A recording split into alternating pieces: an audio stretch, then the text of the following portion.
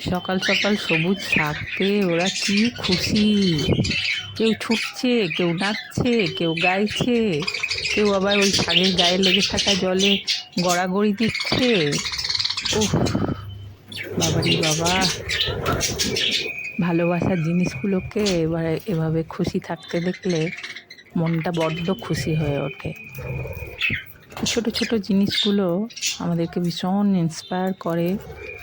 কত অল্পেতেই খুশি হওয়া যায়, কত অল্পেতেই খুশি হয়ে নাচ গান, কত কম চাহিদা এদের। দুটো দানা দিলেই কত খুশি হয়ে যায়, এদের আর কিচ্ছু চাওয়া নেই। ওরা আমাদেরকে ভীষণভাবে ইন্সপায়ার করে যে কীভাবে অল্পে খুশি থাকতে হয়। অল্পে খুশি থাকলে ভালো থাকা যায়।